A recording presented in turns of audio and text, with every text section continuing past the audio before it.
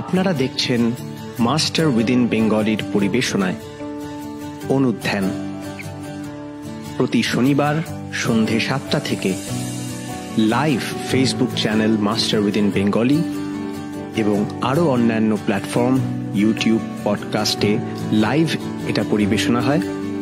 আপনারা আরও মানুষের কাছে এটা শেয়ার করে দিন এবং দেখতে থাকুন আজকের অনুধ্যানের পর্ব।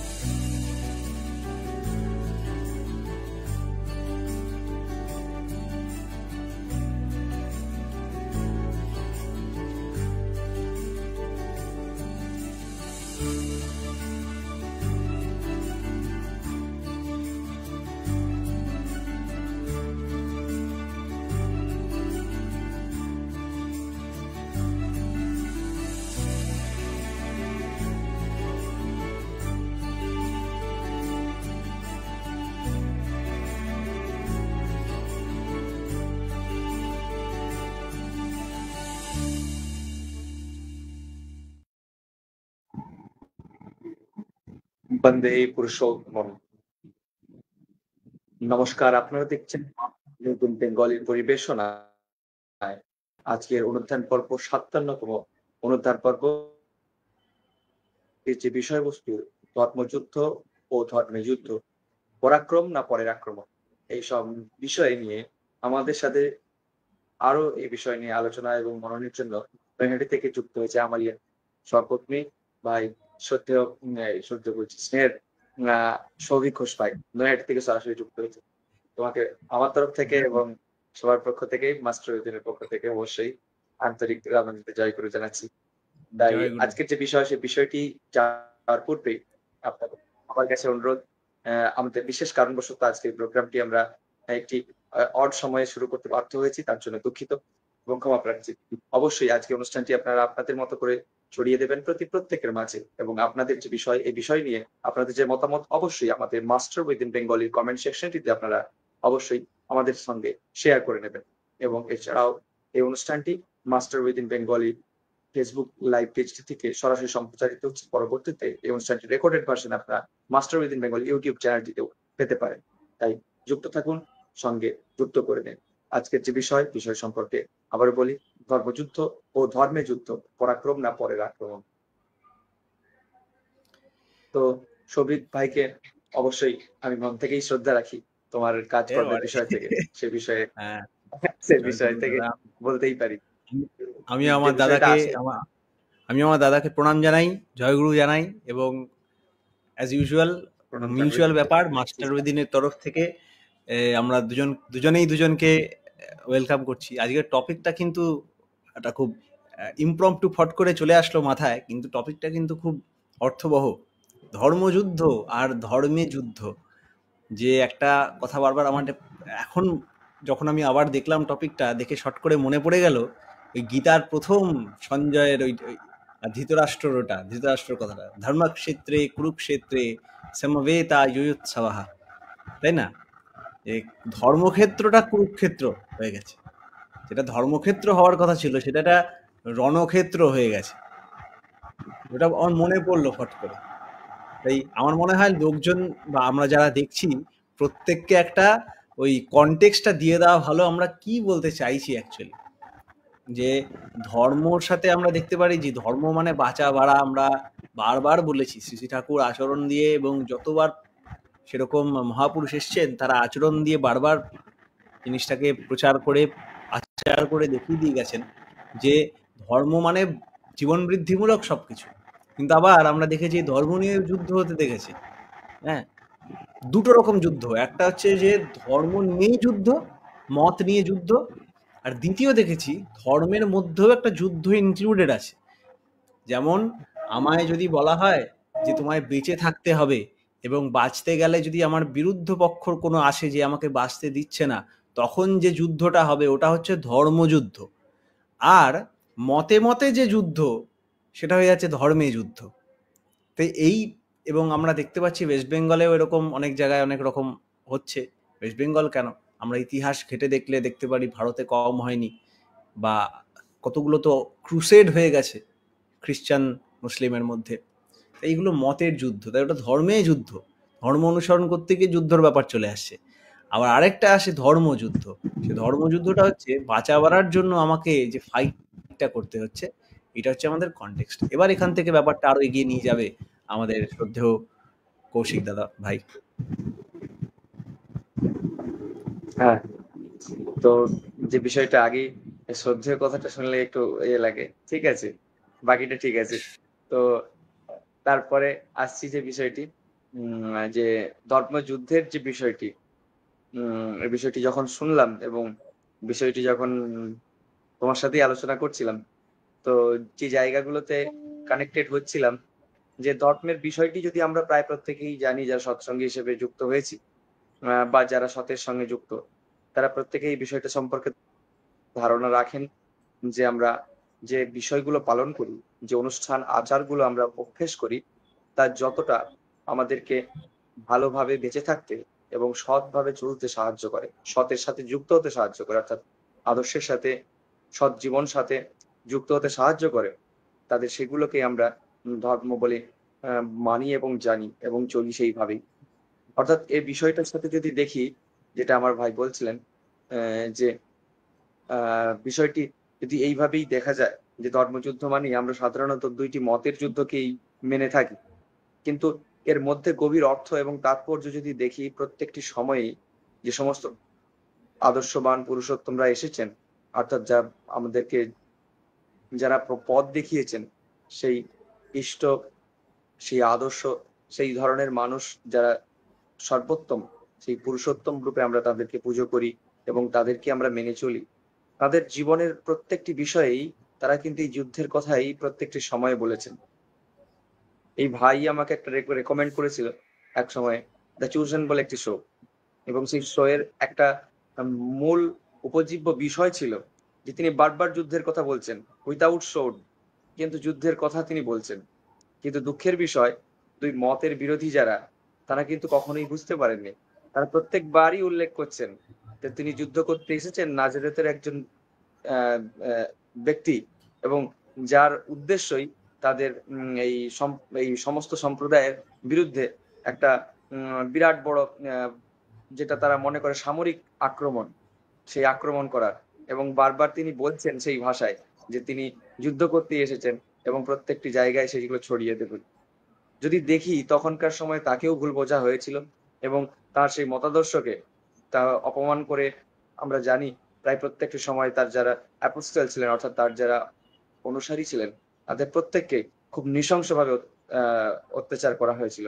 তার মধ্যে তো আমি এটা জানতাম না, সৌভিকই সেই দিন আমাকে দিয়েছিল ঘটনাটা, যে তার নামটা এই মুহূর্তে মনে পড়ছে না, তার চামড়াকে তুলে নেওয়া হয়েছিল এবং শরীরের শরীর থেকে, তো এমন ভাবেই তার উপর অত্যাচার করা হয়েছিল। তো এই বিষয়টি অসংখ্য খুবই ঘটনা। দুঃখের। হ্যাঁ, নাম হ্যাঁ, কি ওরম ছিল অনেক না ঘটনা, অনেক অ্যাপোস্টলের? অনেকের সাথেই হয়েছে এটা। পিটারের সাথে হয়েছে তোমার, মনে পড়ছে না, অনেকগুলো অনেকের সাথেই হয়েছে।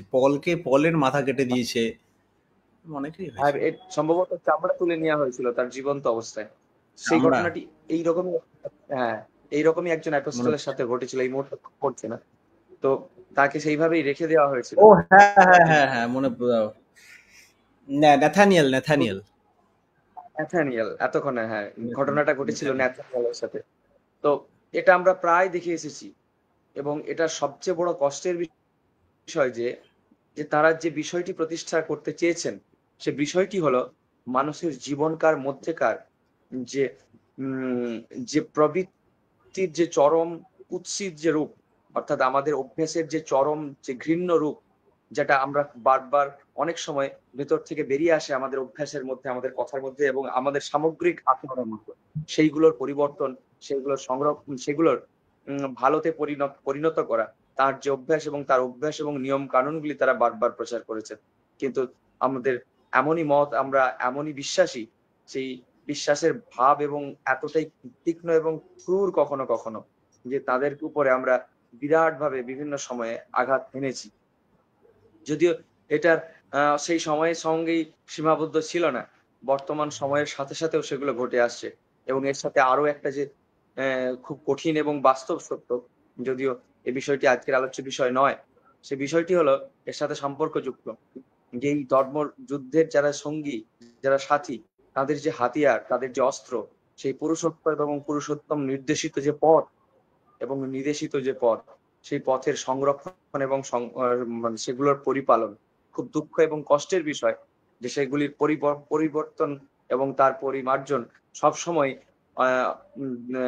অসতের উদ্দেশ্যেই করা হয়ে এসেছে এবং করা হয়ে থাকে, যা সত্যি আমাদের ধর্মযুদ্ধে, অর্থাৎ আমাদের যে সত্তার বাঁচিয়ে রাখার যুদ্ধে একটা বিরাট বড়, যদি বলি বিরাট বড় অর্থাৎ অসৎ উপায় যেটা পালন করে থাকেন অনেকে, যেটাকে আমরা বলি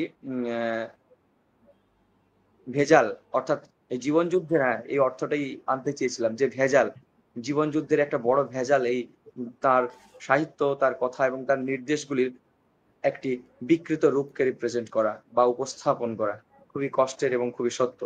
তাই ধর্মযুদ্ধের প্রাথমিক যদি আসতে চাই, শ্রী ঠাকুর আমাদের জীবনের আদর্শ এবং তিনি আমাদের জীবনের একমাত্র লক্ষ্য এবং উদ্দেশ্য যদি তার কথা অনুযায়ী দেখি, বিভিন্ন সময়ে তিনি বারবার প্রত্যেকটি মানুষকে এই বিষয়গুলোকে নিয়ে বলেছেন। তখনকার সময়ে প্রত্যেকেই যারা এসেছেন তাদেরকে এই কথাগুলিকে ধরিয়ে দিয়েছেন, ধর্ম কি, যা আমরা পালন করে এসেছি, যা আমাদের পালন করে আরো বড় হয়ে উঠতে হবে, এবং যেটা সব সময়ের জন্য সত্য, যার মধ্যে অসতের কোনো প্রশ্রয় নেই, অসতের কোনো স্থান নেই, এবং সেটা যতক্ষণ চরিত্রে না করে গেঁথে ওঠে ততক্ষণ সেই যুদ্ধ আমাদের চালাতেই হয়। এবং সেই যুদ্ধের ফলেই ফিরে আসে যে আমাদের পরবর্তী ওয়ার্ড পরাক্রম। পরাক্রম তখনই আসে, তাই শ্রী ঠাকুর সত্যানুসরণের প্রথম বাণীতেই বলেছেন যে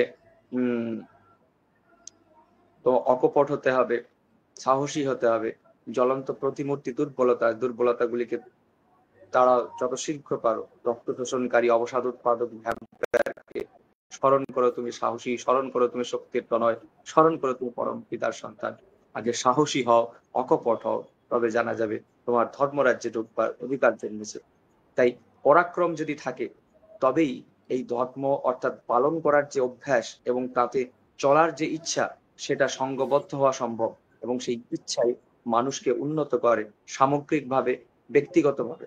আর তা না হলেই মতাদর্শের মধ্যে বিরোধ, মত বিনিময়ের মধ্যেও মানুষ ভুল বোঝাবুঝির শিকার, এবং সেই শিকারের চরম দুর্নীতি, চরম পরিণতি অনেক সময় খুব ভয়াবহ, খুব দুর্বিষহ। মানুষ বোঝে নাই যে কিভাবে তাকে তার রাস্তায় ফিরতে হয়, এটাই খুব কষ্টের। তাই তার সেই যুদ্ধকে আমরা স্মরণ করি, প্রত্যেকটি সময় আমরা পালন করি, এবং তার কথা মতোই যজনে যুক্ত হয়ে যাজনে লিপ্ত হই। তাই এটা ছাড়াই আর এর কোনো পথ নেই। এই কিছুদিন আগেই সৌভিক ভাইয়ের সাথে কথা হয়েছিল যে বিষয়টি, যে আমরা কিছুদিন আগে পরম পিতার আশীর্বাদে শ্রী ঠাকুরের ইচ্ছাতেই শ্রী ঠাকুর রামকৃষ্ণ দেবের কথামৃতের সেই অবিকৃত খণ্ড পেয়েছিলাম, যেটা অনেক দিন ধরে খোঁজার চেষ্টাও করেছি, কিন্তু তিনি সাহায্য করেছেন যেটা পাওয়ার জন্য। এরকম বিভিন্ন সময়ই দেখা যায় যে শ্রী শ্রী ঠাকুরের কথাতেও তখনকার সময় আলোচনার সময় তিনি তখন যিনি সংগ্রহ মানে তখন যখন সংকলিত হচ্ছে, তখন বারবার তিনি কাগজ ভিক্ষে করেও চেয়েছেন মানুষের কাছে, মানুষের মধ্যে দিয়ে, এবং প্রত্যেকটি সময় মানুষকে পালন করার সর্বাগ্রে পালন করার জন্য বারবার বলেছেন, কিছু বিষয়গুলোকে বারবার ধরিয়ে দিচ্ছেন।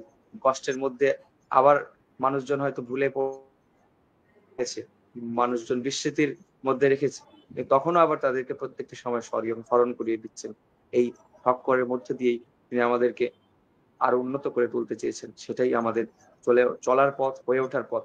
কিন্তু খুব দুঃখের বিষয়, বর্তমান সময়েও মানুষ সেই দ্বিতীয় কথা, ধর্মে যে যুদ্ধ, সেই যুদ্ধের সাথে যুক্ত অনেক সময় হয়ে পড়েছি। এর মধ্যে দিয়েই আমি সৌভিক ভাইয়ের কাছে আসতে চাই যে এই বিষয়গুলিতে আদর্শ কেন্দ্রিক এবং আদর্শ ভিত্তিক তোমার যে মত এবং তোমার যে ভাব সেগুলিকে অবশ্যই আমাদের সামনে বা আমার জন্য যদি বলো বিষয়টি। আমি ঠাকুরের কথা এই বিষয়ে উঠলো, যীশু খ্রিস্টের প্রসঙ্গে উঠলো বলে একটা আলোচনা না পড়ে পারলাম না। তা আলোচনা প্রসঙ্গ দ্বিতীয় খণ্ড আমার কাছে ছিল, তো ওখানেই একটা আমি আলোচনা পড়ে শোনাতে চাই। হ্যাঁ, এটা হচ্ছে আলোচনা প্রসঙ্গ দ্বিতীয় খণ্ড, আর ডেট হচ্ছে আপনার 17th ডিসেম্বর 1941। আলোচনা প্রসঙ্গ বেশ বড় চ্যাপ্টার, তো আমি একটা জায়গা থেকে অংশ পাঠ করছি। প্রফুল্লদা প্রশ্ন করছেন যে হনুমান লঙ্কা দগ্ধ করলো, আবার শ্রীকৃষ্ণ যুদ্ধে কত লোককে হত্যা করলেন। কিন্তু আজকে হনুমানের জন্মদিন, তাই আজকে হনুমানের প্রসঙ্গ দিয়ে শুরু হলো।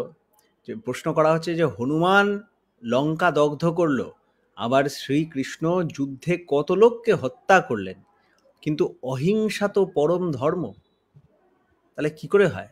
তো শ্রী ঠাকুরকে প্রশ্নটা করায়, শ্রী ঠাকুর যেন অবলীলাক্রমে তার কাছে আনসার রেডি আছে, এরকম দেখেই তিনি সঙ্গে সঙ্গে তার আনসার তার মুখ থেকে বেরোতে শুরু হয়ে গেল। তিনি বলছেন অহিংসা পরম ধর্ম। হিংসা তো পরম ধর্ম নয়। হিংসাকে অটুট অক্ষত রাখলে তো অহিংসার প্রতিষ্ঠা হয় না।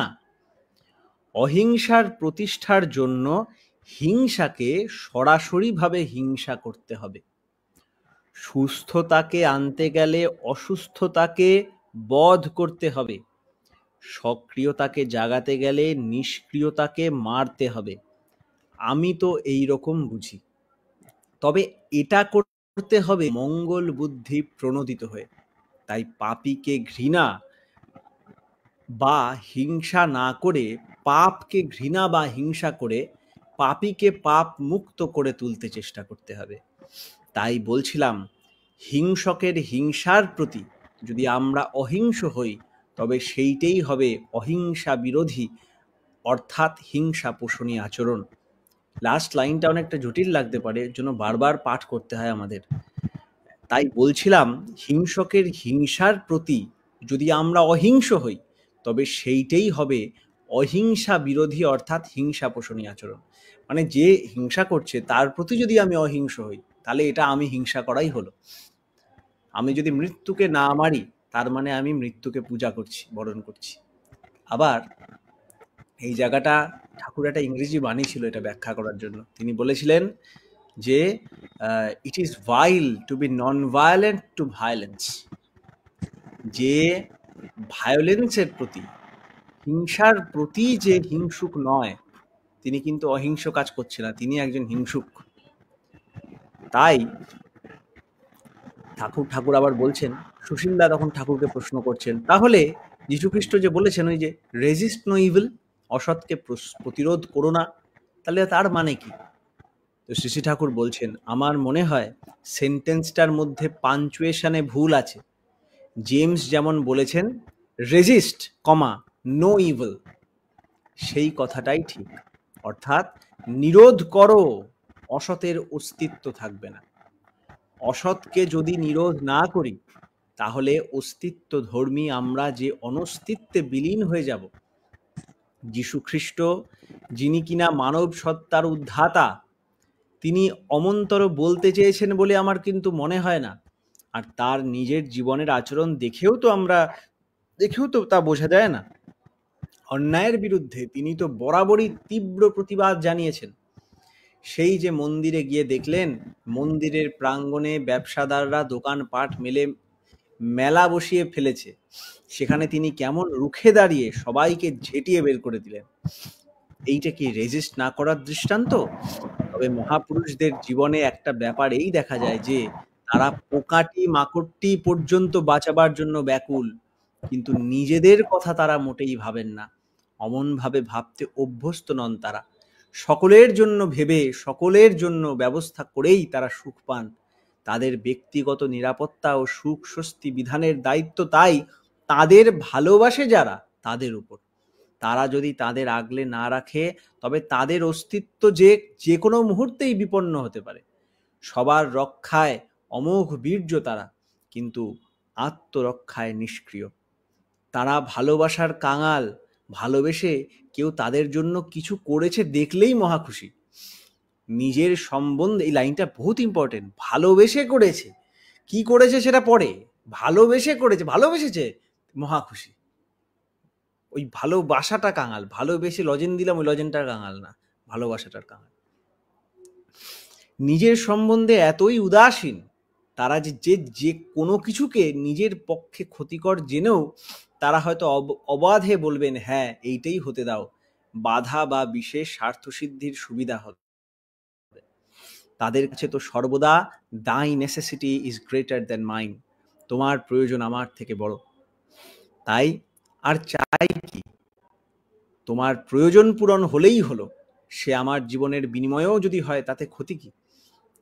মানুষের জন্য, শুধু মানুষের জন্য কেন, সামান্যতম প্রাণীর জন্য পর্যন্ত তারা ততখানি করতে পারেন, এমনই বেহিসেবি বেপরোয়া আত্মভোলা তারা। কিন্তু তাদের সেই হতে দাও, বাধা দিও না কথায় সায় দিয়ে আমরা যদি হাত গুটিয়ে বসে থাকি, তাদের আদেশ পালনের দোহাই দিয়ে তাদের জীবন রক্ষায় যত্নবান না হই, তবে সেইটাই হবে গুরু আনুগত্যের নামে পরম ভণ্ডামি। অমন্তর ক্ষেত্রে তাদের আদেশ অমান্য করেও তাদের যদি বাঁচাই, সেই হবে গুরু ভক্তির পরাকাষ্ঠা। তারা ক্রোধ দেখালেও শেষ পর্যন্ত খুশিই হবেন তাতে।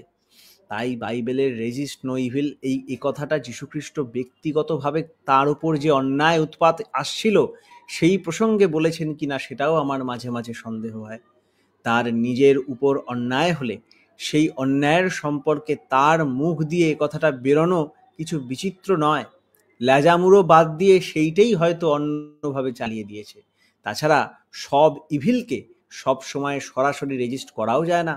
অসতের শক্তি যেখানে প্রবল, বিপুল ও পরাক্রমশালী, সুকৌশলে শক্তি সংহত না করে যদি সেখানে বেকুবের মতো বিনা প্রস্তুতিতে হঠাৎ ঘা দিতে যাও, তবে তুমি তো নিশ্চিহ্ন হয়ে যাবেই, তাছাড়া তোমার উদ্দেশ্যও সফল হবে না। অবাঞ্ছিত প্রতিকূল কিছু ঘটলে মানুষ তাকেও অনেক সময় ইভিল বলে, সেখানে উৎক্ষিপ্ত হয়ে হাত পা ছুড়ে তো লাভ নেই। যেটা এসে পড়েছে তাকে শুভে নিয়ন্ত্রিত করা লাগবে, এবং যে কারণে তার আবির্ভাব হয়েছে তার নিরসনে সচেষ্ট হতে হবে, যাতে অমনটি ভবিষ্যতে আর না ঘটে। অবস্থার তলে পড়ে একটু আস্তে কথা বল বিটু। তাছাড়া কোথায় ছিলাম? তাই ঠাকুর বলছেন অবস্থার তলে পড়ে দিশেহারা হয়ে আবোল তাবোল পায়তারা ভাজলে হবে না, অস্ফালনেও কাম দেবে না। স্থির মস্তিষ্কে সেটাকে আয়ত্তে এনে কল্যাণপ্রসূ করে তুলতে হবে। তাই আমিও বলেছি manage the evil for good. আমার ওই কথা দেখে আমার ঘাড়ে চাপিয়ে যদি কেউ বলে ঠাকুর অসৎকে নিরোধ করতে বলেননি, তাহলে সেটা কি ঠিক হবে? তাই প্রথমে নির্ণয় করতে হবে যীশুখ্রিস্ট কখন, কোন অবস্থায়, কি উদ্দেশ্যে কোন কথা বলেছেন। বাস্তবতা ভ্রষ্ট হয়ে তথাকথিত দার্শনিকতা হিসাবে যীশুখ্রিস্ট কিছুই বলেননি সেভাবে বুঝতে গেলে আমরাও ঠকে যাব। এত অপূর্বভাবে একেবারে কমপ্লিট সিলেবাস করার মতো তিনি ব্যাখ্যা করে পরিষ্কার করে দিয়ে গেছেন। আপনারা অবশ্যই নিজে একবার পড়ে নেবেন জিনিসটা। তা এখানে এটা না বললে, এটা নিয়ে কিছুদিন আগে এই বিরুর বোনের সাথেও কথা হচ্ছিল অনেকদিন আগে, তো এই ব্যাপারে। তা এই ব্যাপারটা আমরা যারা যারা দেখছি তাদের বলবো, আপনাদের যদি কোনো প্রশ্ন থাকে, কোনো মতামত থাকে, কমেন্ট সেকশনে কমেন্ট করে আমাদের জানাতে পারেন, তাহলে আলোচনাটা ইন্টারঅ্যাক্টিভ হয়, খুব ভালো লাগে। জয়গুরু সবাইকে যারা যারা কমেন্ট করেছেন। তা আমরা মূলত এখানে অনেক কিছু জানতে পারি, এগুলো বলে বোঝানোর খুব একটা আলাদা অবকাশ রাখে না। যে ধর্মযুদ্ধ, একটা যুদ্ধ যেটা বাই ডিফল্ট ধর্মের সাথে চলে আসে, ঠাকুর বলেছেন যে সত্তা সচ্চিদানন্দময়, অসৎ নিরোধী সতই, সে ন্যাচারালি সে সতই অসৎ নিরোধী।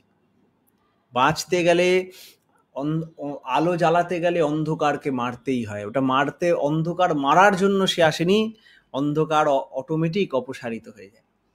তেমন সত্তা অটোমেটিক মৃত্যুকে নিরোধ করতে যায়। আর যা যা কিছু মৃত্যুকে ডেকে আনে সে মৃত্যুকে সেটাকে নিরোধ করতে চায়। আবার আমরা দেখেছি, আমরা চাই বাঁচতে চেতনা নিয়ে আনন্দের দিকে, এটাই হচ্ছে সচ্চিতা আনন্দ। আর এইটা আমরা কোথায় পাই? এমন এক ব্যক্তিত্ব, তার জন্য কিছু বিধি মানতে হয়, কিছু প্রিন্সিপালস লাগে। সেই বিধি শুধু কয়েকটা নিয়ম এরকম না যে দাঁত মাজতে হয়, ঘুমাতে হয়, ওই না, ওটা একটা সম্যক প্রক্রিয়া। কি ভাবা চলা, হ্যাঁ, যে কথা চিন্তা, কড়া কায়দা সত্তা পুষি যা, সেইটি কিন্তু আসল বিধি, অন্য কিছু না। তাই এটা একটা টোটাল প্রসেস। আমার মনন কিভাবে হবে, আমার চলন কিভাবে, আমার চিন্তা, এই নামময় থাকা, এইও একটা সাইকোফিজিক্যাল এক্সারসাইজ, বাঁচার সাইকোফিজিক্যাল এক্সারসাইজ। শুধু বাঁচা মানে জিন্দা থাকা না, শুধু বাঁচা মানে জিন্দা থাকা না, জিন্দা থেকে ওই জিন্দাগিটাকে উপভোগ করে বর্ধনশীলতার মধ্যে দিয়ে চলা। তাই শুধু সারভাইভ করে গেলাম না, সারভাইভ করে থাকতে গেলেই আমাদের লাগে বিইং, আর এই বিইং করতে গেলেই আমায় বিকামিং এর দিকে ছুটতে হয়।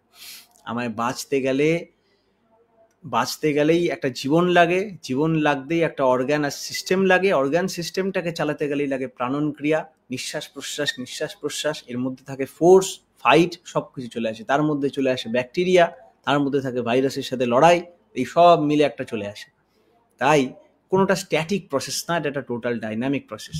আর এই জিনিসটা, এই টোটাল সিস্টেম যত আমাদের কমপ্লেক্স হতে থাকলো, যত আরও পরিবর্ধন মাধ্যমে আমরা সেই মানুষের মতো এরকম একটা মহান যন্ত্রে পরিণত হলাম, তখন আমাদের দেখা গেল আমাদের একটা গাইডেন্সের প্রয়োজন আছে। শুধু জেনেটিক্যাল কোড আমাদের চালাতে পারে না, সেই জেনেটিক্যাল কোডটার কিভাবে আমরা মডিউলেশন করব, এই যে লেখা বলছেন Thakur, manage the evil for good.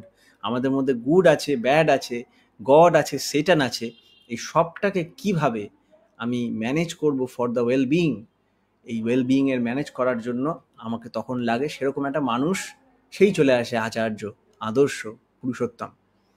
এবার তিনি বেঁচে থাকেন, তার একটা ল আছে যে তিনি চলে যান ফিজিক্যালি, কিন্তু তার যে ভূত মহেশ্বরত্ব, তার যে একটা টোটালিটি অফ কনসিয়াসনেস আছে, সেই টোটালিটি অফ কনসিয়াসনেসটা কিন্তু মরে না, কারণ সেটা অজাত, সে পরব্রহ্ম, সে ছিল না, সে আছে, সে নেই, সে এইসবের পার, তিনি গুণাতীত, তাই না? তিনি খরাতীত, না অক্ষর না খর, বরং দুটোরই উপরে, তাই না? সুমন ভাই কিছু কমেন্ট করেছে, আপনারাও কমেন্ট করুন, আমরা ওটায় যাচ্ছি। তা এই যে ব্যক্তিত্ব, এই যে এটা আমান ঈশ্বর যাকে বলে, তিনি দেখা যান তিনি যখন ফিজিক্যালি কাজ করে যান, তার কয়েকটা ফিজিক্যালি অ্যাসেট দিয়ে যান, তার কিছু লিটারেচার দিয়ে যান, তার লাইফস্টাইল দিয়ে যান, তার এই তন্ত্রটা দিয়ে যান। যন্ত্র তো নিয়েই আমরা জন্মাচ্ছি, এই যন্ত্রটাকে কিভাবে ঠিক চালাবো তার একটা তন্ত্র থাকে, সেই তন্ত্রটা হচ্ছে টেকনিক। তন্ত্রটা তন মানে বিস্তার, তার এই বিস্তার কিভাবে হবে তার টেকনিক তিনি দিয়ে যান। সেইটায় হাত লাগানোও কিন্তু এক মহা অধর্মর কাজ, সেটা যেন আমরা না করি। আর আবার আমরা যারা হাত লাগাচ্ছি না, নিজেরাও কি সেটা প্র্যাকটিস করি সেটাও দেখতে হয়। আমরা না করলে আমরাও ওই মধ্যেই ওটা করছি, এইটা আমরা মিস করে যাই।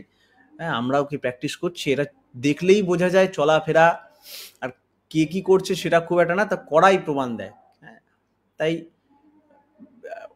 ওই টোটাল ব্যাপারটা পালন করা, ধর্মাচরণের মধ্যেই অধর্মের প্রতি যুদ্ধ চলে আসে, এই পুরো ব্যাপারটা যুদ্ধ। আপনারা যদি একটা সাম করা যায়, একটা সাম আপ করা যায় যে আমরা করছিটা কি এখানে, আমরা ওই লাইটটা জ্বালানোর জন্য কাজ করছি, যে তার এই চর্যা, তার এই প্রিন্সিপালস, তার এই ইটারনাল প্র্যাকটিসটা আমাদের পাস অন করতে হবে। আর এই পাসিং অনের মধ্যে আমারটা আরও জ্বলে উঠবে। আমি ছোটবেলা ভাবতাম যে দেখেন, প্রতি বছর নতুন, এরমভাবে ভাবতে পারে যে অনেকে তো, আমি হয়তো অনেক বছর ধরে এই প্রসেসে আছি, এই প্র্যাকটিসে আছি, কৌশিকদা অনেক বছর ধরে আছে, তাহলে নতুন কেউ আসলে আমরা, অনেকে এরকম ভাবতে পারে যে আমি এতদিন প্র্যাকটিস করে কিছু করতে পারিনি, তাহলে নতুন কেউ এসে সে কি পারবে? এটা একটা বোকা ইনকমপ্লিট কোয়েশ্চেন। এই মত বা প্রিন্সিপাল, এই প্র্যাকটিস কাউকে দেওয়ার ব্যাপার হচ্ছে, এটা অনেকটা, আপনি যদি স্পোর্টসে যান, স্পোর্টসে ধোনি তো এখনো খেলছে, কিন্তু তার মানে ধোনি থাকতেও যদি নতুন কেউ আসে, সে কি ধোনিকে সারপাস করতে পারবে না? নিশ্চয়ই পারবে। তাই প্র্যাকটিসটা কে কতদিন ধরে করছে ওইসব আমরা জানি না, ওইসব নিয়ে ভাবার ব্যাপার না।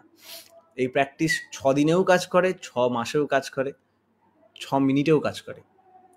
কে কতটা গভীর, জন্য বাণীতে আছে, একবার হরিনামে যত পাপ হরে, জীবের সাধ্যি নাই অত পাপ করে। আবার সঙ্গে সঙ্গে আছে, কোটিবার করিলেও নাম সংকীর্তন, তবু না মেলে ব্রজেন্দ্র নন্দন। তাই টানটা নামের সাথে যে নম ধাতু মানে আনতে, কার মাইন্ডে কতটা ওই টেন্ডেন্সিতে ঝুঁকে গেল, কার বিইংটা ওই বিইং এর সাথে মার্জ হয়ে গেল, ওই ভাবটা সে গ্রহণ করতে পারলো, ভাবগ্রাহীকে কতটা, তার উপর পুরো ডিপেন্ড করছে। এই ভাবের মধ্যে হওয়া টাওয়া এসব আছে। তাই তার প্রিন্সিপালটা হচ্ছে সেই মূল ক্রাইটেরিয়া, সেই মূল জিনিসটা যেটাকে আমরা হাত দিতে পারি না, সেটাকে আমাদের খুব সিরিয়াস হতে হবে যে ব্যাপারটা নিয়ে। তো সুমন ভাইয়ের একটা প্রশ্ন করেছেন, আর by the way master within বলে আমরা যে জিনিসটা করছি ওইটাই আমাদের মিশন, ওটা প্রিজার্ভ রাখা in practice and in principal.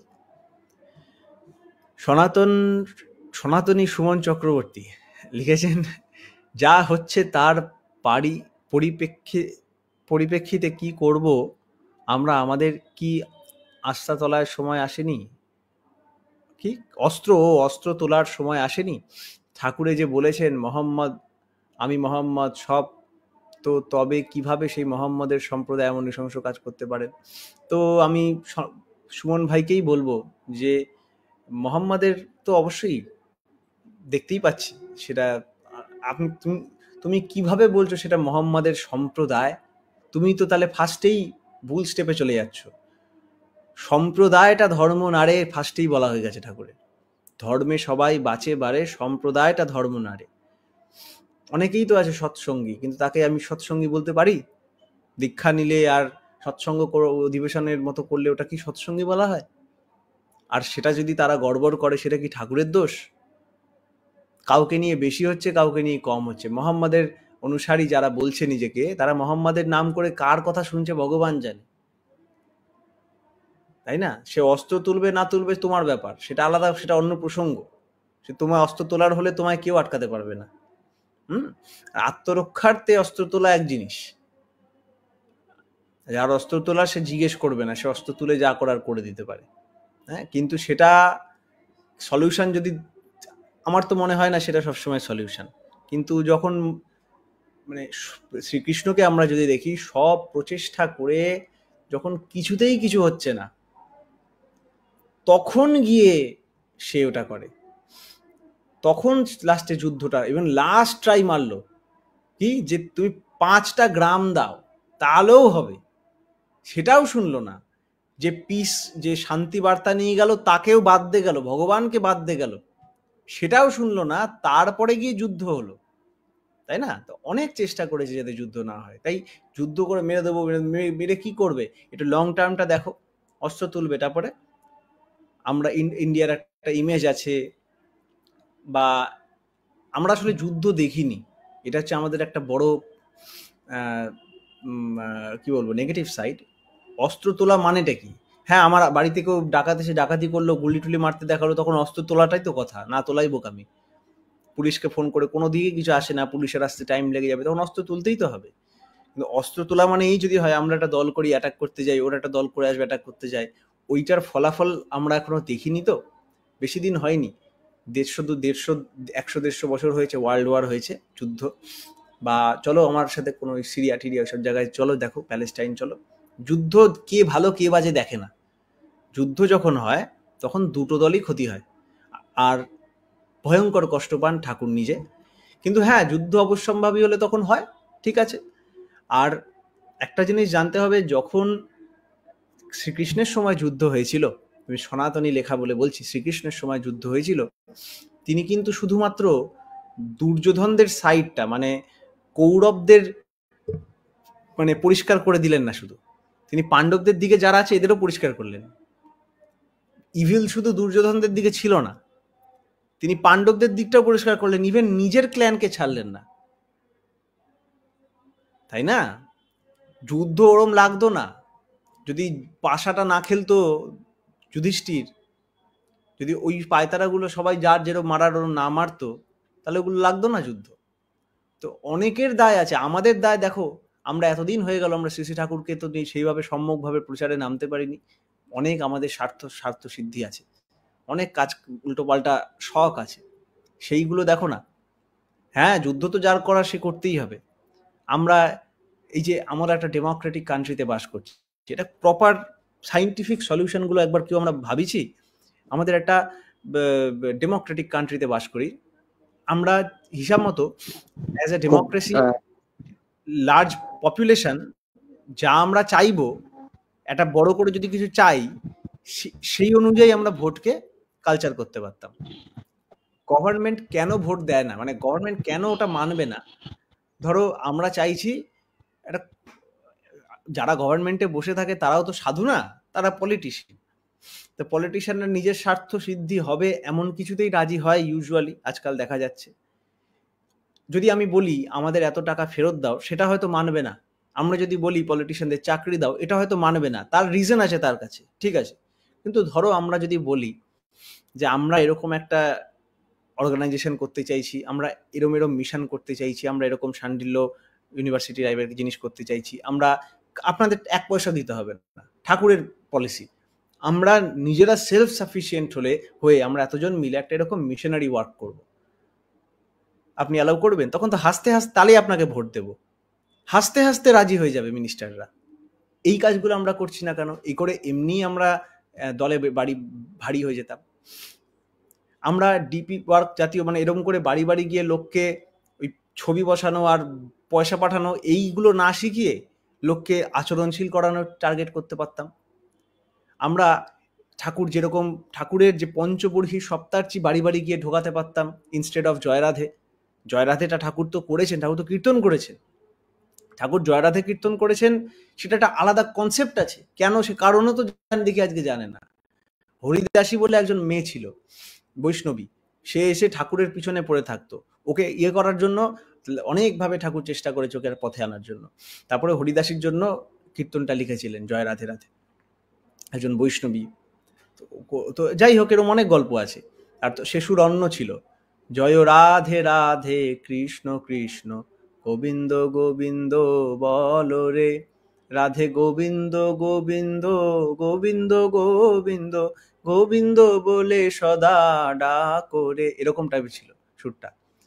যখন ঠাকুর নিজে গাইতেন, ঠাকুরের কীর্তনের সময় কি জানি, তখন তো রেকর্ডিং ব্যবস্থা ছিল না, এরকম গান আছে, পতিত পাবন রাম রাধা রাধা রাধা রাধা বলে গাও রে, ছাড়ো রে মন কপট চাতুরি বদনে বলো হরি হরি, হরি নাম পরম ব্রহ্ম জীবের মূল ধর্ম, অধর্ম কুকর্ম ছাড়ো রে।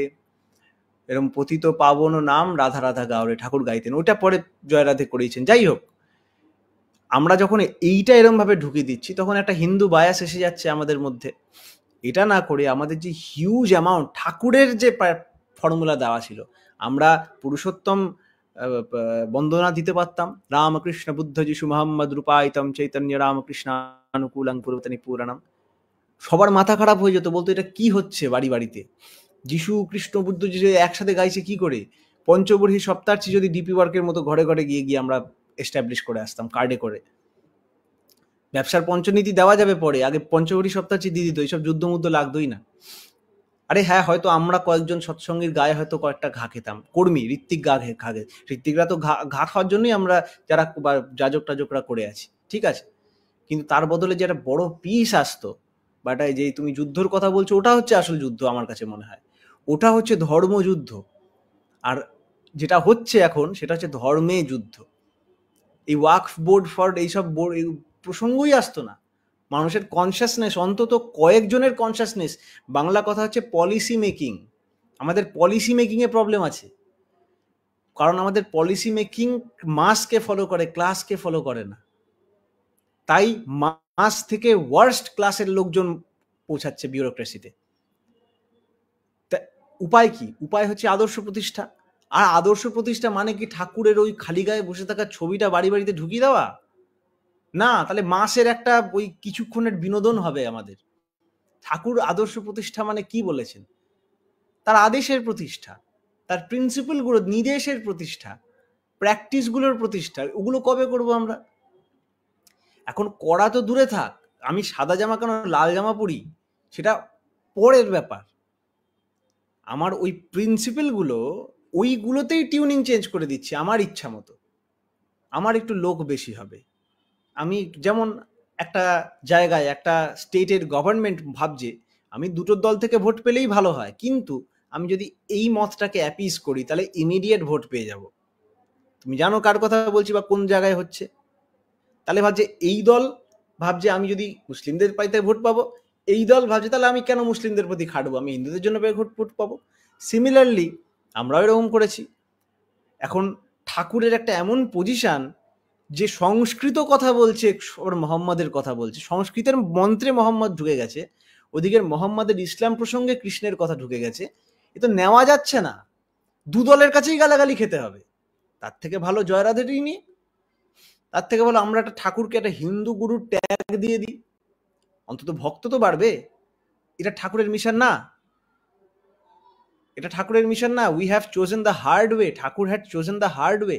তিনি আনকম্প্রোমাইজিংলি, আমরা যদি ঠাকুরকে নিয়ে থাকতাম বা থাকি, তাহলে হয়তো সংখ্যা, ভক্ত সংখ্যা কম হতো, রামকৃষ্ণ দেবের মতো ভক্ত সংখ্যা কম হতো, কিন্তু সলিড হতো।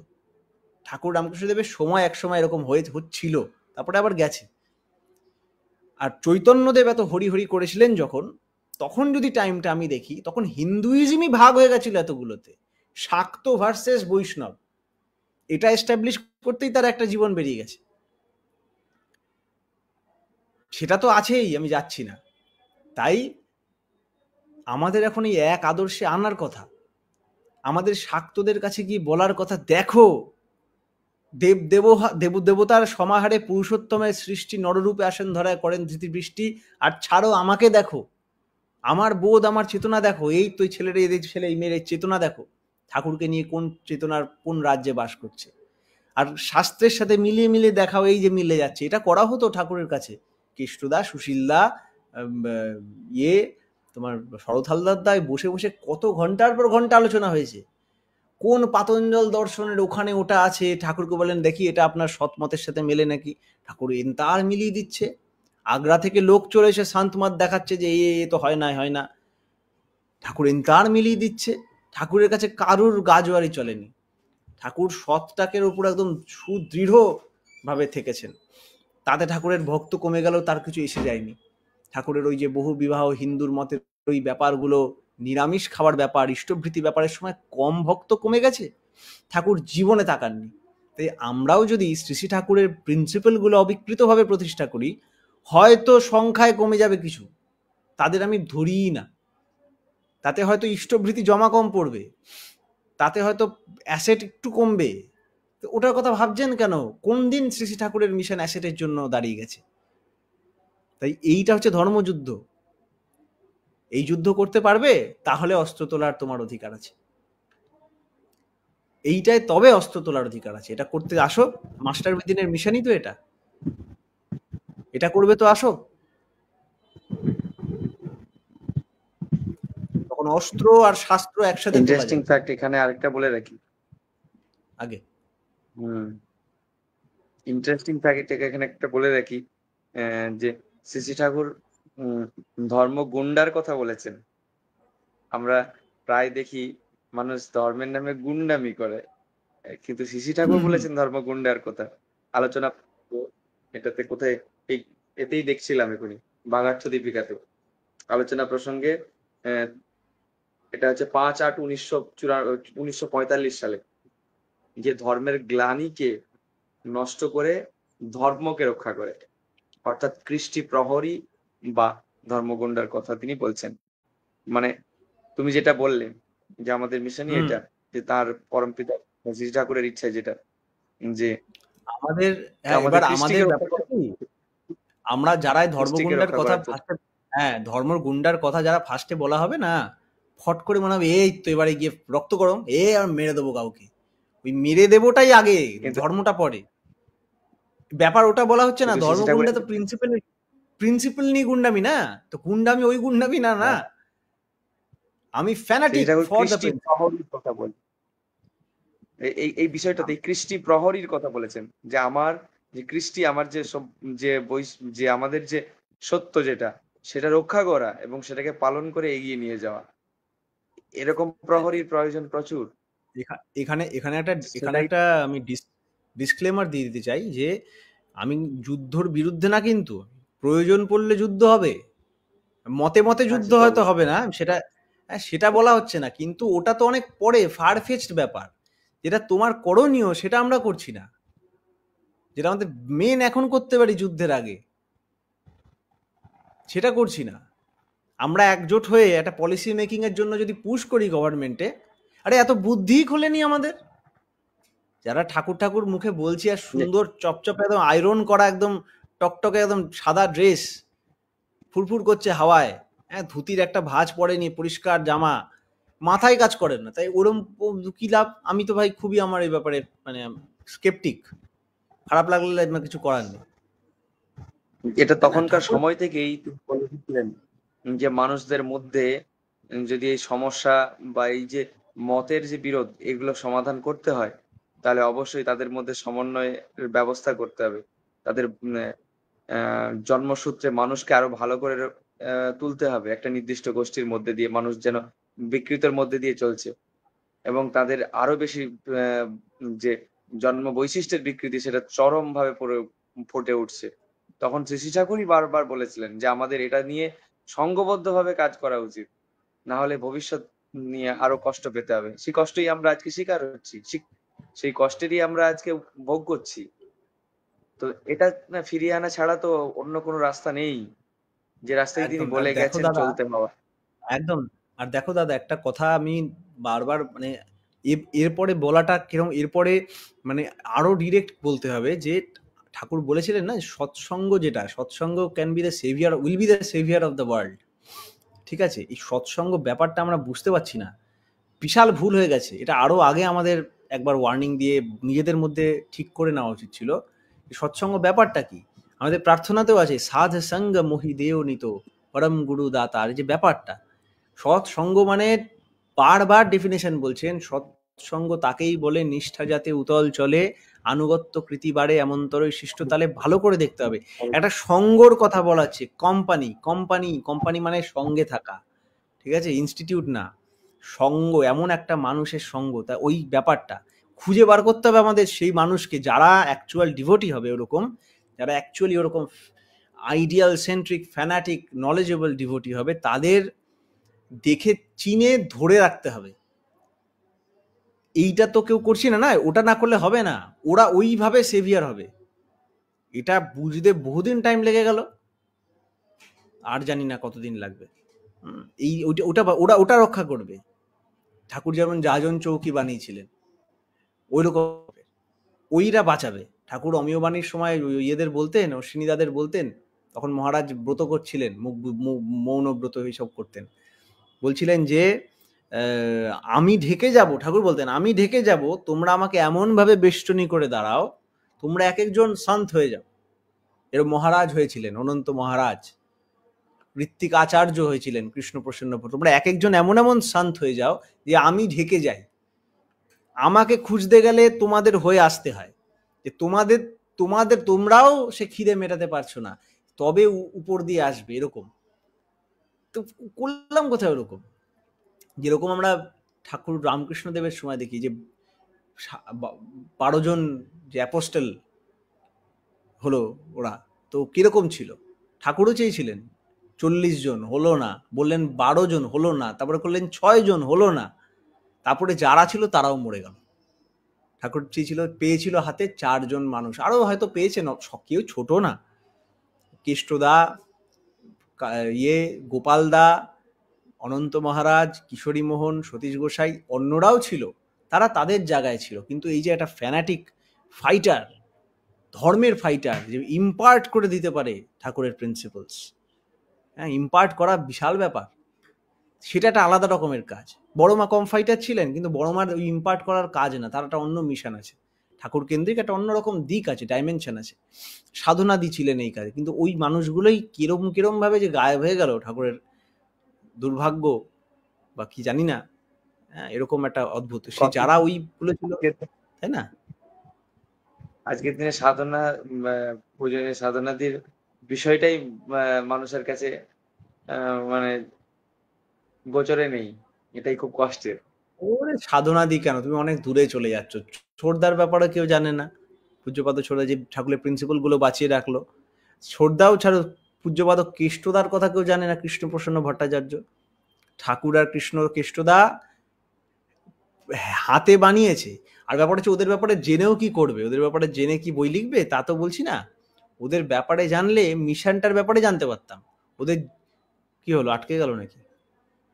ওদের ব্যাপারে জানা মানে আমি বলছি মিশনের ব্যাপারে জানা, ওদের প্রসেসগুলোর ব্যাপারে জানা, কিসের জন্য, হোয়াট দে মেন্ট ফর, তাদের কি নিয়ে কাজ করেছে সেটার ব্যাপারে জানা, what there contribution meant for the mission, এটা জানা। তার আগে আমাদের এটাও ভালো করে বুঝে নিতে হবে কেন এই মিশনটা আমাদের জন্য সবার মিশন। এটা ঠাকুর বলতেন, আমি আমার জীবনী নিয়ে চিন্তিত না, আমি জীবনের ব্যাপারে আমার বিন্দুমাত্র ইন্টারেস্ট নেই, কিন্তু আমার মিশন নিয়ে আমার খুব ইন্টারেস্ট, কারণ আমার মিশনটা হচ্ছে প্রত্যেকের জীবনের মিশন। আর এই মিশনটাই ম্যানিফেস্ট হয়েছে কিন্তু তার লাইফে। তিনি যখন এক একটা বাণী দেন, প্রতিটা বাণী তার লিভিং এক্সপিরিয়েন্স, তাই জন্য আমরা তাকে নিয়ে চর্চা করছি। He is the solution himself, he is the solution incarnate. তিনি সমাধানী পুরুষ। আর ওই সমাধানে যখন আমরা কৈবল্য লাভ করি, ওই সমাধানে যখন আমি কেবল হয়ে থাকি, ওটাকেই তো সমাধি বলে। তাছাড়া চোখ বুজে উল্টে পড়ে থাকাকে সমাধি বলে না। এটাই আমাদের মহাচেতন সম্মুত্থানের একমাত্র পন্থা। ঘরে ঘরে গিয়ে বাড়ি বাড়ি গিয়ে, দরজায় দরজায়, হোয়াটসঅ্যাপে, ইনস্টাগ্রামে, ইউটিউবে, ফেসবুকে, রিলে, শেয়ারে, স্টেটাসে, সব জায়গায় আমাদের ইনফিল্ট্রেট করতে হবে। তখন যে অপোজিশন আসবে, ওইটা হচ্ছে যুদ্ধ, যেটা তুমি চাইছো, যেটা তুমি কথা বলছো, ওইটা করো না। যুদ্ধ ডেকে আনতে হবে না। ওইখানে তো আমরা, ওইটা তো এখন যে যুদ্ধ লেগেছে, এটা তো যুদ্ধ বেঁধে গেছে, আমাকে রিয়াক্ট করতে হচ্ছে, আমাকে এটার কিছু একটা ব্যবস্থা করতে হচ্ছে। কিন্তু যে পরিস্থিতিতে যুদ্ধটা দানা বাঁধছে, সেটার সময় তুমি কি করলে? কি ঘুমাচ্ছিলে? সেটার জন্যই তো ডেকে যাচ্ছি মানুষকে। এই একই সিচুয়েশন শ্রী ঠাকুরের সঙ্গে যখন নেতাজির কথোপকথন হয়েছিল, তখন এই একই সিচুয়েশন নিয়ে কথোপকথন হয়েছিল। যে সিচুয়েশনটা তুমি বলছো, এটা আমাদের সুধা দেবীর যে বই আছে, নানা রঙের দিনগুলি, ওতে আছে যে কি বিষয়টা নিয়ে শ্রী ঠাকুর বলেছিলেন ওনাকে, যে রুট কজটা কি, সেটার যদি সলিউশন দরকার হয় তাহলেই আমরা সমাধানটা পেতে পারি, না হলে একটা সামগ্রিক সমাধান সম্ভব হবে। বর্তমানে আত্মরক্ষার প্রয়োজন আছে, ওই সমাধানের পিছনেই তখন, হ্যাঁ, ওই সমাধানের পিছনেই একটা করে দেখবো আমরা একটা প্রবলেম সৃষ্টি করেছি। ওই একটা 3 Idiots গান ছিল না, क्वेश्चन की सॉल्यूशन तो पता नहीं, सॉल्यूशन तो मिले तो क्वेश्चन क्या था पता नहीं, ওরকম হয়ে যাবে। কারণ আমাদের একটা সলিউশনের সাথে একটা সলিউশন মিলে। এখানে আমি তোমাকে একটা জিনিস জানতে চাই, এই বিষয়টা নিয়ে আমার এক খুব কাছের বন্ধু এক সময় খুব বলতেন, তখন আমি কলেজে পড়ি, আজকে টপিকের সাথে তার মিল আছে, যে তার বক্তব্য ছিল এটা, তার বক্তব্যের মধ্যে ছিল যে আমরা প্রায় দেখি প্রত্যেকটা সময় বিভিন্ন ধর্মের বা বিভিন্ন আচরণের আদর্শকে পালন করে যারা, তাদের মধ্যে যুদ্ধ এবং তাদের মধ্যে মতাদর্শ নিয়ে বিভিন্ন রকমের একটা দ্বন্দ্বের সৃষ্টি হয়। তারপরেও একটা বড় সমস্যা আছে যে পুরুষোত্তমরা বিভিন্ন সময় যে যারা যেভাবে এসেছেন, তাদের সেই কথাগুলোর মধ্যে মিল খুঁজে পায় না সবাই। তার ফলে প্রত্যেকেই প্রত্যেকটা বিষয়ে মানুষকে, মানে তার পূর্ববর্তী পুরুষোত্তমের যারা অনুসারী, তাদেরকে প্রচন্ড ভাবে অশ্রদ্ধা করে, আর না হলে তাদের বিরুদ্ধে যুদ্ধ করে। এবং দেখা গেছে অতীতে যে তাদের জন্যই বড় বড় অনেক দুর্ঘটনা এবং অনেক বড় বড় যুদ্ধ হয়েছে। তার বক্তব্য ছিল এই জায়গাটাতে, যাহলে এই বিষয়টাতে যদি এত বেশি মানুষের মধ্যে মনে দ্বন্দ্ব, আর এটা নিয়ে এত বড় বড় যুদ্ধ যখন হয়েছে, তাহলে এই বিষয়টাতেই বাদ দিয়ে দিলে হয়তো এই ধার্মিক বিষয়টাই রাখার দরকার। এটা হচ্ছে কিরকম, এই প্রশ্নটা এতগুলো লেভেলে ভুল, শোনার ধৈর্য যদি থাকে, আমি একটা একটা করে বলছি। প্রথম কথা হচ্ছে এটা এরম যে আমার রোগ হয়েছে, আমার পেট ব্যথা হয়েছে, পেট ব্যথার জন্য আমি একটা ডাক্তারের কাছে গেছি, ডাক্তার মন দিয়ে শোনো, ডাক্তার একটা অ্যান্টিবায়োটিক দিয়েছে, ভালো কথা, অ্যান্টিবায়োটিকে পেট ঠিক হয়ে গেছে কিন্তু কিডনি খারাপ হয়ে গেছে। কিডনি ঠিক করতে গেলাম, কিডনি ঠিক হলো, লিভারে প্রবলেম হয়ে গেল। এবার এটা দেখে একজন তোমার বন্ধুর মতো একজন বুদ্ধিমান মানুষ এসে বলছে, এই বারবার এই জিনিসটা হচ্ছে, তাহলে চিকিৎসাটাই বন্ধ করে দি না, তাহলেই তো মিটে যায়। আরো বুদ্ধিমান একজন আসলো, আরে এসে বললো জীবনটাকেই না মেরে দিন, পেশেন্টটাকেই মেরে দিই।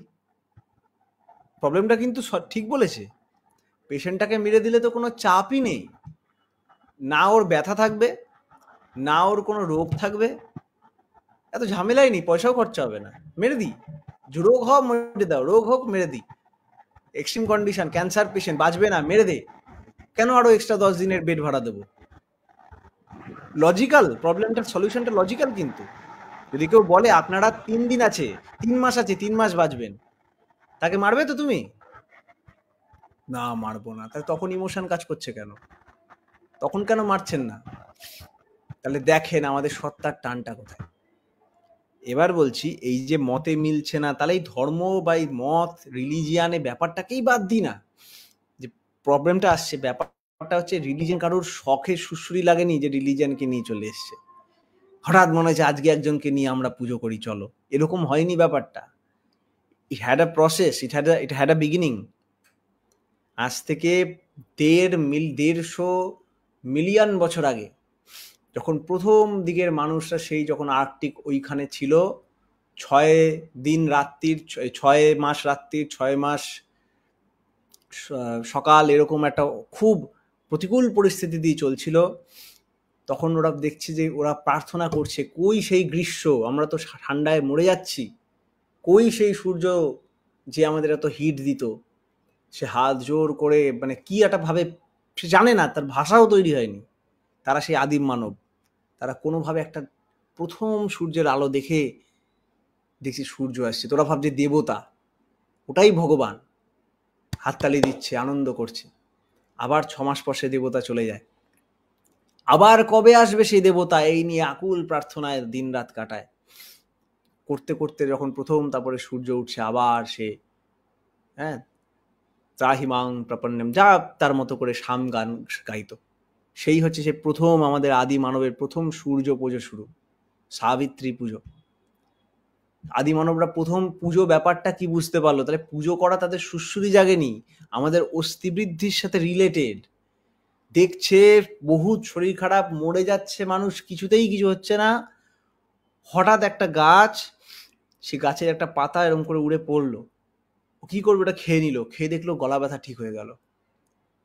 নেক্সট টাইম যাকে দেখেছে ওই প্রবলেমে, ছুটে গিয়ে ওটা খাইয়ে দিয়ে দেখছে ঠিক আছে, তখন ভাবলো এটা দৈব ব্যাপার, তো ওই পাতাটাকে শ্রদ্ধার সাথে রেখে দিল, ওই পাতাটাকে এমনভাবে ওই গাছটাকে রাখলো, ওই গাছটার এমন ব্যবস্থা করলো যাতে আরো ওই গাছ হয়, যাতে এই গাছটার পরিবর্ধন হয়, যাতে এই কাজটার বর্ধনা হয়।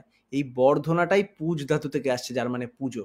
তার মানে যেখান থেকে আমরা ওই অস্থিবৃদ্ধির একটা উপঢৌকন গ্রহণ করি, অস্থিবৃদ্ধির ধারা আমরা গ্রহণ করি, তাকে আমরা পরিবর্ধন করি, পরিরক্ষণ করি, সেটাকেই বলে পুজো।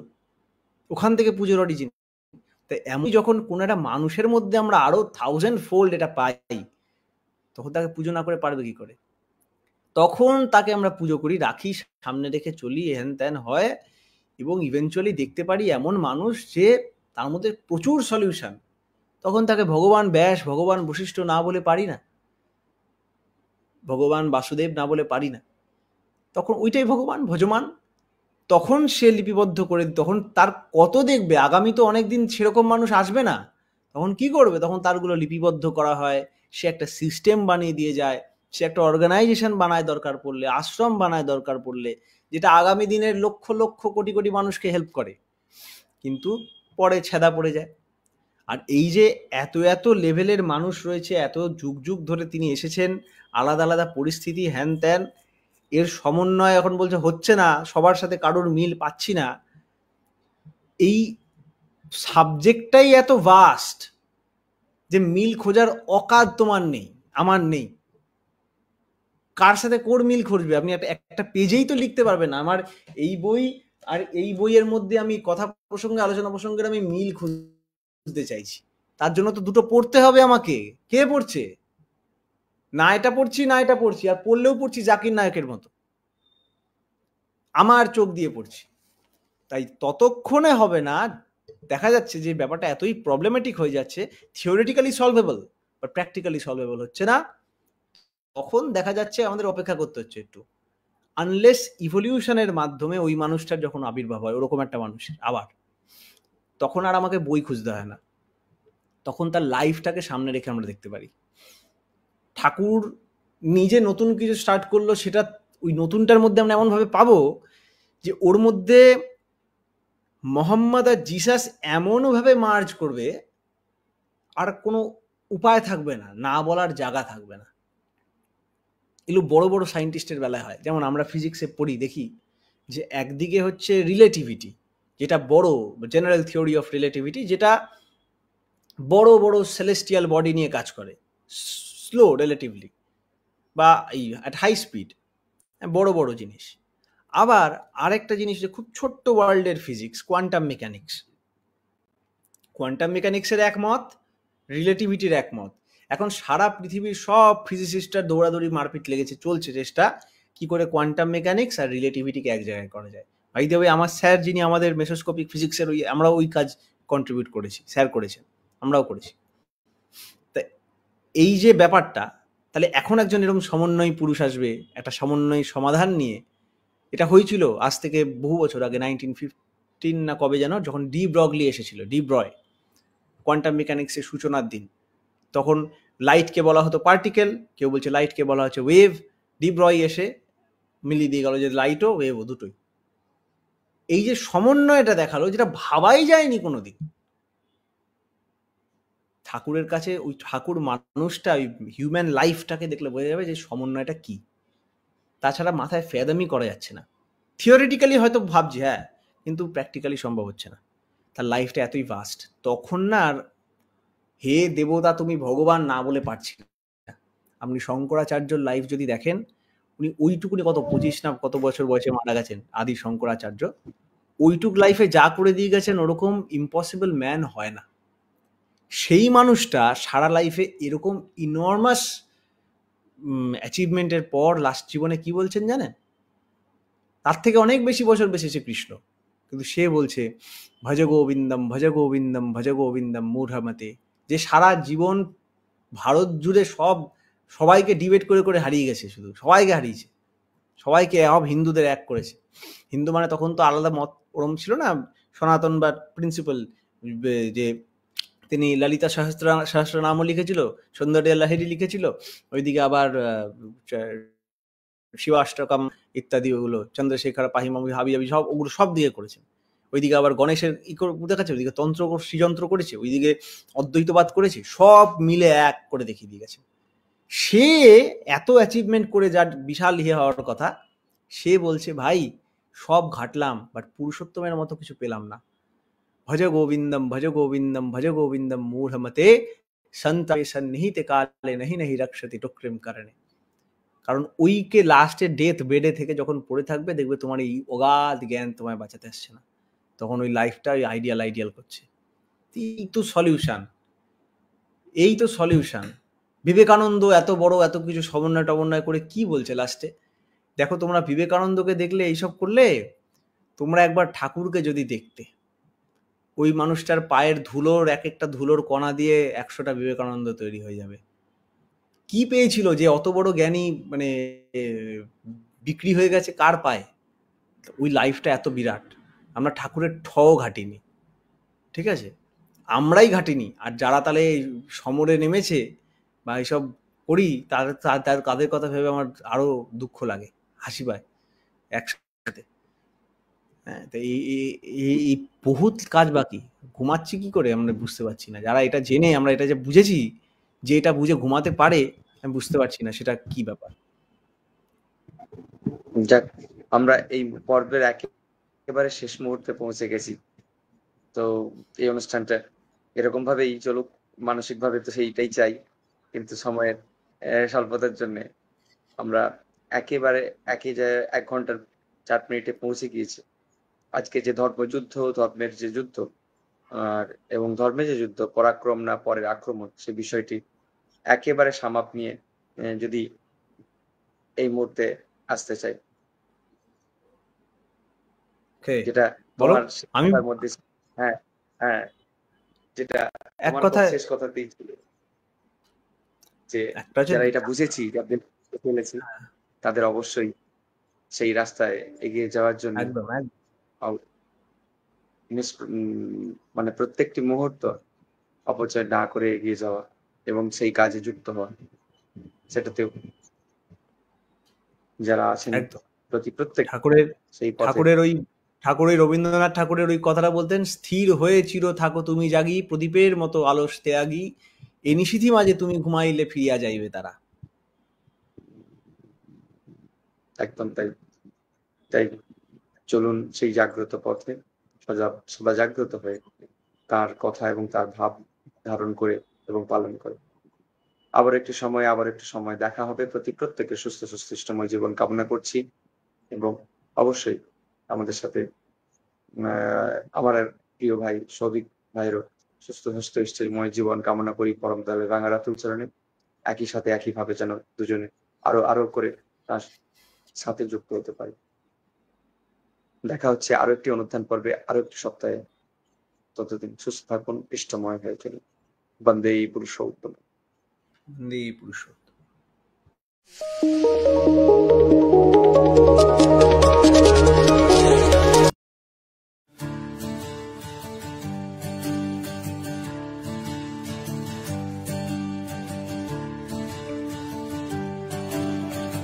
আপনারা দেখছেন মাস্টার উইদিন বেঙ্গলির পরিবেশনায় অনুধ্যান, প্রতি শনিবার সন্ধে 7টা থেকে live Facebook channel master within Bengali এবং আরও অন্যান্য প্ল্যাটফর্ম, ইউটিউব, পডকাস্টে লাইভ এটা পরিবেশনা হয়। আপনারা আরও মানুষের কাছে এটা শেয়ার করে দিন এবং দেখতে থাকুন আজকের অনুধ্যানের পর্ব।